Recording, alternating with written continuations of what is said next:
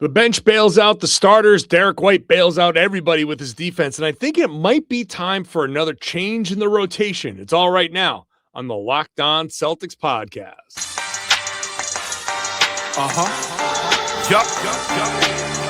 Beantown, be ever ready. It's the C's. Who else could it be? What they gon' say now? Screaming like JT, Karalis. Recap the madness every game, every practice. Primetime Depp and D White on the sideline. Raining Jays, how it started, raising business, how we finished. Locked on Celtics pod, home of the winners. Hey there, welcome back to the Locked On Celtics podcast right here on the Locked On Podcast Network, where it's your team every day. Your team is the Boston Celtics, and I'm talking about them right here on the number one Boston Celtics podcast in the world, on the number one sports podcasting network in the world. So make sure you're subscribed. If you're not subscribed yet, you can get this show for free everywhere. It's on YouTube, and you can get to the comment section there. Join your fellow everydayers, people who are with me every Monday through Friday. I got bonus podcasts coming up all month long. Plenty of podcasting for you. If you're new to the show, I'm John Karalis, beat writer for Boston Sports Journal. I've been covering the Celtics for about 20 years now, and I've written a couple of books about the team. I've been doing this podcast for 10 years, so just love talking about the Boston Celtics. Today's show is brought to you by Game Time. Download the Game Time app, create an account, use the code LOCKEDONNBA for $20 off your first purchase. We've got all kinds of things to talk about after the Celtics 129-119 win. Later on, talk about the rotation change that it feels like, I'm doing the, put the little bit of saliva in your finger, figure out where the wind is coming from. Yes, I feel a change in the rotation coming. I'll talk about that later on. We'll talk about Jaylen Brown streak ending, Luka Garza, Derrick White's blocks, so all that stuff coming up. Second segment there for those couple of topics. Let's just start with the flow of this game here. 129-119 win, but it didn't look like it was going to be a win for the Celtics. It started out kind of looking bad. The Jazz came out strong. They were shooting well. There was an embarrassing stretch where I forget who it was. Was it maybe Keontae George went down?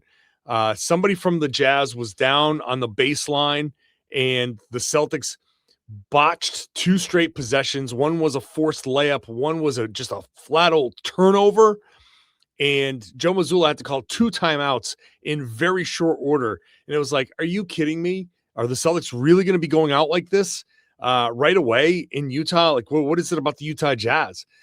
So the Jazz came out to a strong lead, and it was up to the Celtics bench to figure out how to keep this thing close, and they were able to kind of the energy changed when the bench came in, and that's Anfernee Simons, that's Luka Garza, and they completely flipped the game. And then the starters came in and it flipped back over, and it did raise some questions in that first half of like, okay, are the Celtics starting to feel the like it's a little too early for the doldrums, but are they starting to feel that? Are we starting to get the first signs of they're not going to be able to sustain the level, that energy that led to their win streak? And they fixed it in the second half, but the bench really, really bailed them out in that first half. I was tweeting out like the plus minus from the box scores, and the first quarter box score looked awful. The second quarter box score looked worse. Let me see if I can pull that up real quick. At the end of the first quarter, we had Jordan Walsh as a -10, Kata as a -10, Derrick White as a -14. Meanwhile, Simons, Hauser, and Luka Garza all in 4.5 minutes were a +3. Then you get to the second quarter, and the starters came in. It was same thing. -10 for Jaylen Brown, -10 for Payton Pritchard. But Anfernee Simons was a +12. +9 for Hugo Gonzalez, +6 for Luka Garza. So the only positive in the second quarter was Derrick White. It felt, I don't know what was going on, and it might have just been altitude. It might have just been It might be some of that stuff that's creeping in. I don't know. It's something to watch. I'm very curious to see how they start against Sacramento. Sacramento Kings, Thursday night, they just got smacked, destroyed by the LA Clippers. So I don't know what the that's going to look like, but it was 130-90 Clippers over the Kings. Those are the next two teams the Celtics play. The Kings have lost, I don't even know, 12 of 19, I think it is, whatever. The Kings are in a real tailspin. And if the Celtics can't come out and hit them first after a couple of slow starts, I'm going to start wondering a little bit about how the Celtics are starting these games and what's feeding into that. So, but they were able to turn it around in the second half, the third quarter, the late third quarter. The third quarter became a real shootout, which was wild to see. The third quarter was 40-32 Boston. The Celtics scored 70 points in the second half. They won the second half 70-55. So a nice kind of turnaround there. Obviously, they were down 5 at the half, but that second half was fueled a lot by Derrick White. Derrick White's second half was spectacular. 13 points in the fourth quarter, 22 points in the second half. Derrick White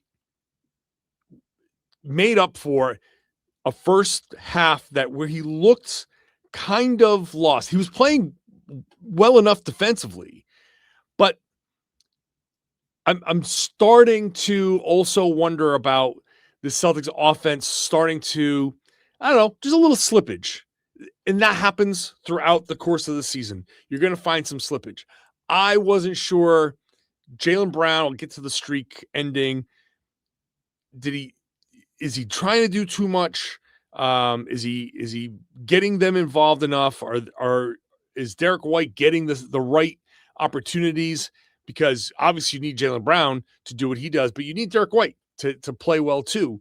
And I still think sometimes there's a kind of push-pull and trying to figure each other out, how to get each guy the opportunity that he needs to succeed, to thrive, to push the Celtics to be their best. So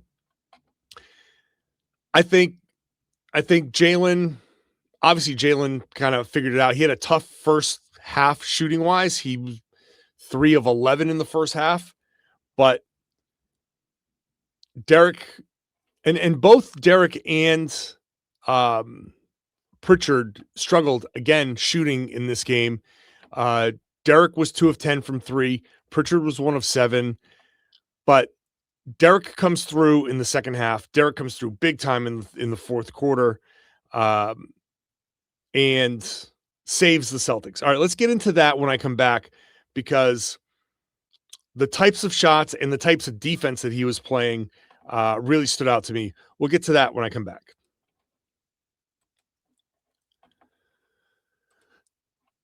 Today's show is brought to you by FanDuel. Fridays already feel different during basketball season, and FanDuel is making them even better. Every Friday night before the game tips off, FanDuel gives fans a new way to kick off the weekend with NBA Happy Hour.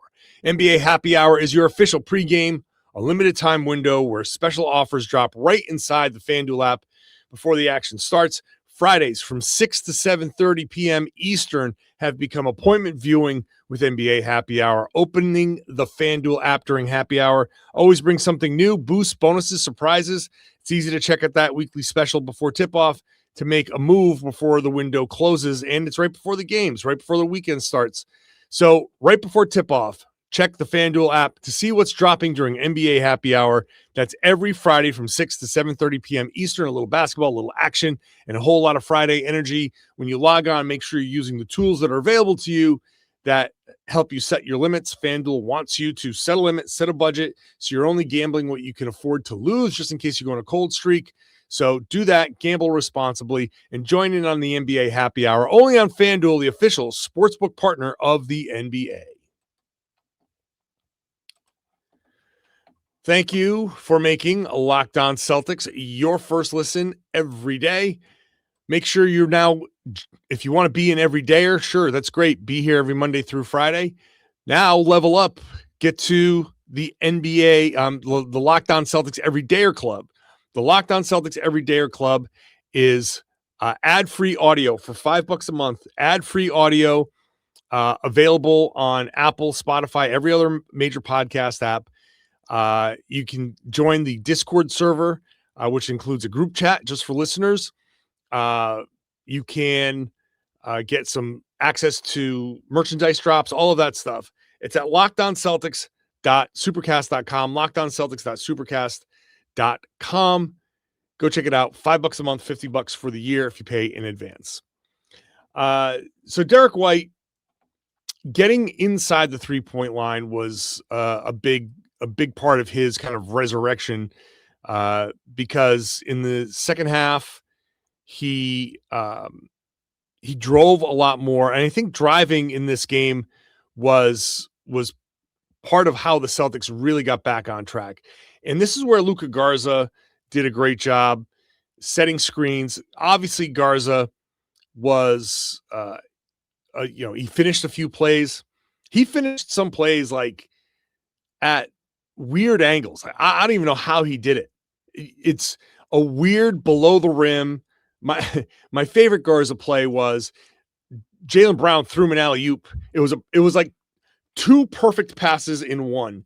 It was a perfect alley-oop because it was at the side of the rim. He could have gone up and dunked it, but it also was a perfect pass because it fell right into Luka's hands and he was able to kind of reverse layup the pass, that pass, on the other side of the rim. So that was funny. And I think he got the foul on that play. I don't know if he would have gotten the foul if he just went up and dunked it.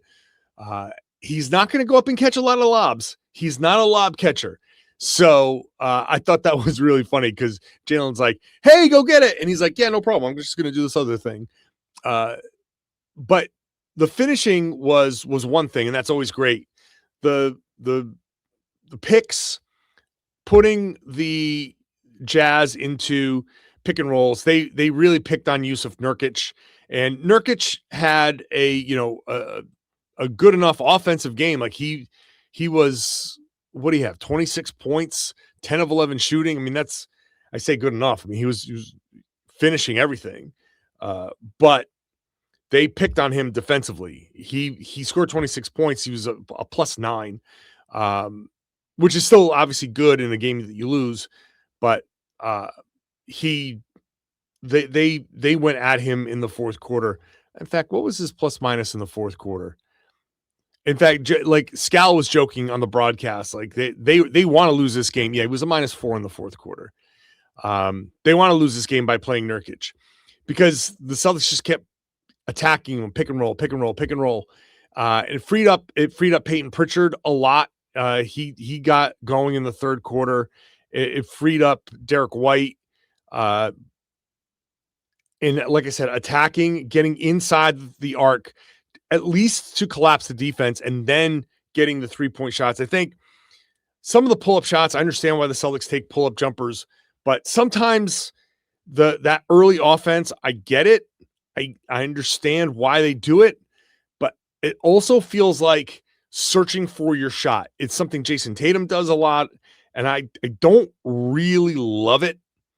I'd rather just run the offense. Your shot will come. A lot of times when they're searching for their shot, you can't find it. You just got to sit back and let your shot come to you as part of the offense. So Derrick kind of did that, was a little bit more patient. They had one really great possession where they attacked. Jaylen found Derrick. He stepped into a 3-pointer and kind of got him going a little bit. Defensively, 7 blocks. What can you say about 7 block shots? He's a guard. He's like, I'm a little taller than he is, I think. We're about the same size either way. And I'm 6'5". So that's blocking 7 shots is amazing. A lot of his blocks look like steals. Like he gets plenty of blocks, like the normal rise up block shots. I'd say half of his blocks look like that. The other half of his blocks look like steals, but because the player has gathered and is on his way kind of like up, he hasn't elevated into a shot. He hasn't released the shot and then had it blocked. It's in his hands, and as he's going up with it, Derrick swipes down, and it looks like a steal, but that goes down as a block. So it's a little bit different than when you see 7 block shots like, oh my God, he's up there at the rim, and he's meeting him at the rim, and he's blocking shot. He definitely does that, but you can really pad your stats if you get in there and catch a couple of these guys. Those are more steals to me, but they go down as block shots. Either way, rim protection is rim protection. If a guy's going up to shoot the shot and you slap it away, that's protecting the rim because you're preventing a shot from going towards the rim. And so Derrick, a defensive menace, just absolute defensive superstar. I think this season's a little bit of a tough one for Derrick, just because he obviously doesn't have the same attention being distracted away from him by better players. So he is definitely the focal point a little bit more. Jaylen is having an incredible season, a potential all-NBA season, but playing next to Jaylen is a little bit different than playing next to Jayson. And the Jayson-Derrick combination was always the combination. And so it's a little bit still getting used to it. And like I said, there's slippage from time to time. You go through practices, but you go through this stretch of games and, motivations change over the course of the season. And like, I don't know, maybe Jaylen has felt like he's felt the need to do a bit more, and he's done great, but it could throw off a little bit of the equilibrium with Derrick White and with Payton Pritchard. And it's just happens from time to time, right? I'm not sitting there like blaming Jaylen for anything. That's just I think as one guy says, okay, I have to do a little bit more, another guy feels like, oh, well, I'm not getting the same exact touches. I gotta adjust. Everybody's adjusting all the time. So I do think some of that affects Derrick White. I obviously think he's an amazing basketball player, but it's been a little bit more of a struggle than I thought. And look, we're heading into January. The December schedule is over. The 2025 schedule is over. We're now heading into the 2026 portion of this. It still is a little bit early. They have played now. What is this now? 31 games, 32 games. So we're past the third point of the season. We're 9 games away from the halfway point of the season. So it's still on the early-ish side. It's like the midpoint-ish side, but there's always room for growth. So I want to see this kind of smooth out a little bit. I'd love to see more consistency from Derrick, from Payton, especially on the 3-point shooting. Maybe dial it back just by 2, 3. Some of those pull-ups that you're searching for. See if you can just work the ball a little bit and turn them into catch and shoots. That'd be my only criticism. I talked about Luka, Garza. I'll talk about some other individuals. We'll get into Jaylen Brown's streak ending and that rotation change that I mentioned. That's all coming up next. Today's show is brought to you by Game Time. Basketball season is exciting. Nothing like being in the building. I've been there. I'm there every game at home. I'm there on some of the road games. And that first run, that home crowd goes nuts. I've never gone to a game in Utah. I wonder what that sounded like, because early on, like it's a great crowd. Like they're really passionate. Just, you know what? Go there. And if you're in Utah next time, open up that Game Time app, because you can get these tickets real quick, real easy. I've used Game Time a bunch, and it's been easy every time. I've gotten great seats every time. It's straightforward. It's intuitive. You can find tickets in just a few taps. I love that you can see the view from your seat, because sometimes you go into a new arena. When I'm on the road, especially, I like to, maybe if there's a sporting event that I want to see in that city, I have like one night, I can open up the app and see the view that I'm going to see when I go, because it's a new place. I'm not sure what I'm going to get. The prices all up front, no surprise fees at checkout. Unlock great seats with the zone deal. It's a better value. So check it out. NBA tickets, whatever tickets. If it's online, it's probably on Game Time. So download the Game Time app, create an account, use the code LOCKEDONNBA. That's LOCKED and on NBA. LOCKED on NBA. For $20 off your first purchase, download the Game Time app today and get into the action. Thanks for making Locked On Celtics your first listen every day. Make sure you're checking out Locked On NBA and Locked On NBA Game Night, both in the same feed. I host the Game Night show. I would be normally hosting that tonight, but I switched because the Celtics played. I can't do that show while the Celtics play. But Jake Madison will be there with Nick Angstead, talking about everything, talking about the Celtics game. I always like to record a little thing and send that in for them to talk about. So check it out. Locked On NBA Game Night, covering every game, 7 days a week, every game, every night. Locked On NBA covers the big stories in the afternoons, like Nikola Jokic avoiding a major injury but being out for 4 weeks. That affects the Celtics, because the Celtics play the Nuggets in a couple of weeks, and there will be no Nikola Jokic that night. That game got switched into ESPN, and all of a sudden there's no Jokic. So I don't know how that game's going to go. But all right, check those podcasts out wherever you got this podcast. Individual performances, just going down the box score. I'm going to skip Jordan Walsh because that goes to the end. That's part of my rotation change. The Neemias Queta, I thought it was okay. 6 of 7 shooting. Had a couple of I saw more center baby hooks, kind of floaters in the middle of the lane than I care to see. Nurkić,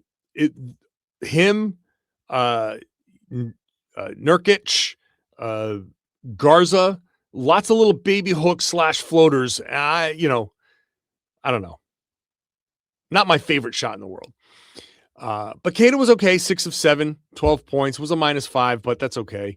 He had 3 steals, so he did a good job.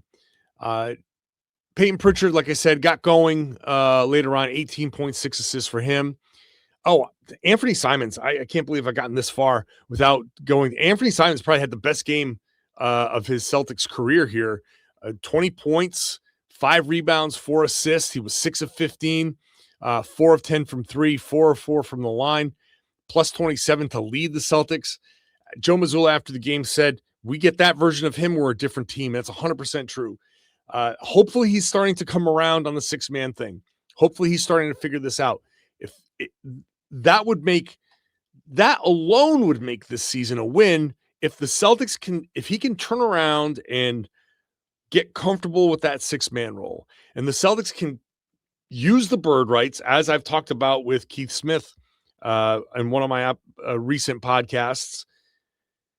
If they can get him at a mid-level deal, keep him for a couple years, 2-3 years, he's still tradable, very tradable if they need to, but you're not going to find another guy like Anfernee Simons out there. If he's willing to be your 6th man when Tatum comes back, that has strong potential to be very, very helpful. So performances like this, obviously we're not going to expect 20 points off the bench all the time, but just the comfort level, the aggression, and look, 28 minutes. He played almost the entire fourth quarter. Some different lineups out there. Joe kind of mixing and matching with what works and what wasn't working. So Simons did a great job. He did a great job, and it was actually pretty decent defensively as well. So I feel like I should have mentioned him a little bit sooner, but hey, that's how it goes, especially when you're recording a podcast at 2:30 in the morning. So podcasters love to tell you that we're up late. We love telling people how late we're up.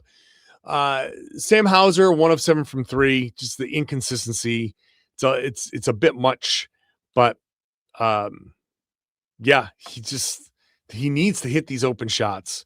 It's getting a little frustrating.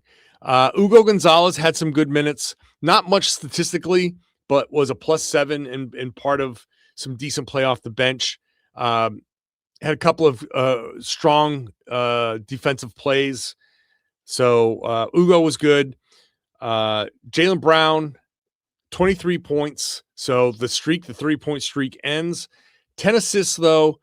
What I loved about Jaylen is fourth quarter, he had kind of a sliver of an opportunity.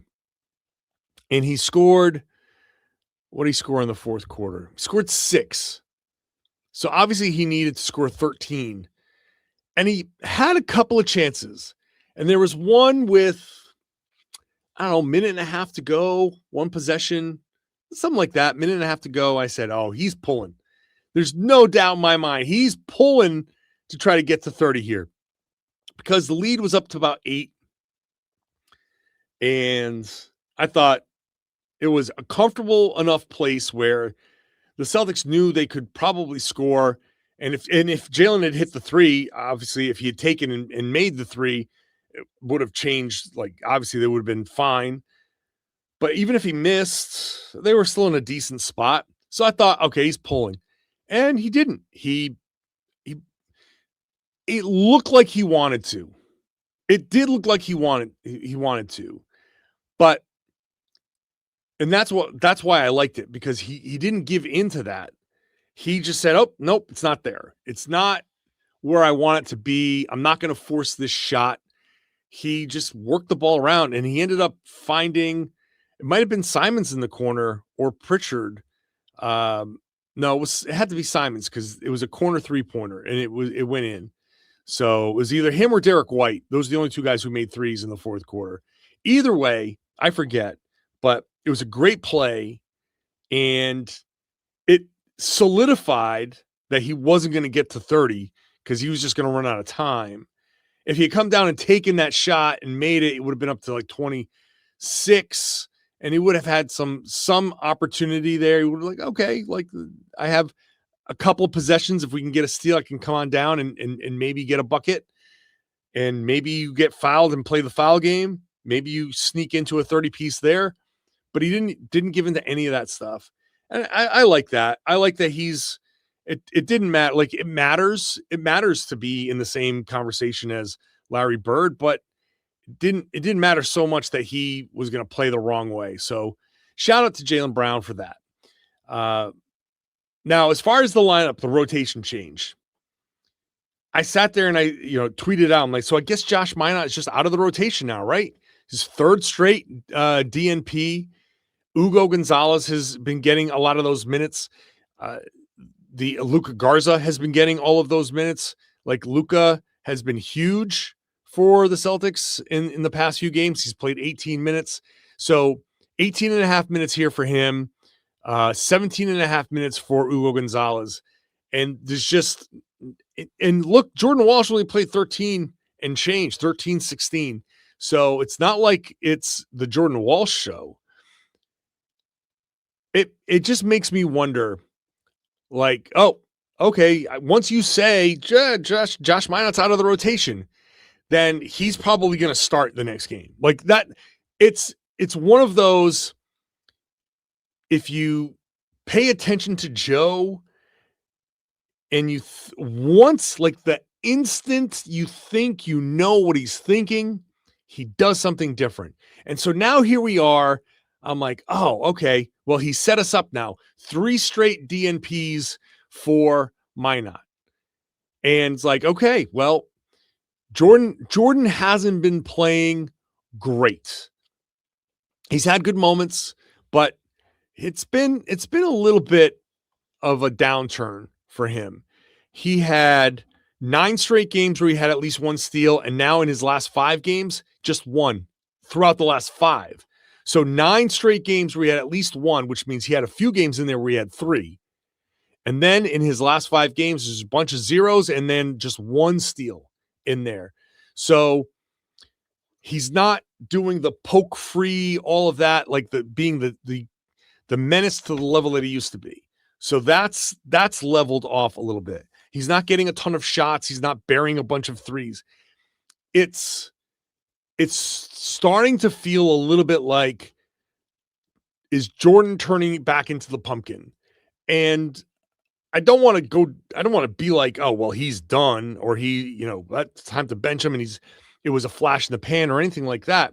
It's just that, again, the ebbs and flows. This happens during the course of the season. And so I'm like, okay, well, Ugo has been playing well. He's probably in line for a start. And Luka Garza, like, you're not going to start double big. So the natural inclination would be like, well, Ugo's been getting those minutes. Maybe Ugo will start again. And no, you know what? No. What Joe Mazzulla will do is just flip Minot and Walsh and see if Minot can come in and get that start again and kind of do what he does. I don't think it's any one thing. But it's funny that, Josh has kind of like slipped back down, and now we're in the spot of, I think it's time to make another change. I think Walsh is struggling is not the right word, but he's kind of lost the plot a little bit here, and he needs to get back to that energy. And I don't know what it is. Maybe a little bit of a rotation change can kind of snap him back into place, but I would not be shocked if Minot at some point in one of these next two games gets a significant burn, because all of a sudden the conversation is that, oh, he's getting DNPs, he's out of the rotation, which is exactly when Joe Mazzulla says, oh, you're back in the rotation. Once you think you know something with Joe, he'll do the opposite or do something completely different. Or maybe Chris Boucher will join the team again and he'll get starts for all we know. Who knows? That's the one thing I feel the most confident about, that he will not do that. I do not know why he's out. I do not know the personal reasons. I hope everything's okay. But I think Minot's we're gonna hear more from Minot sooner rather than later.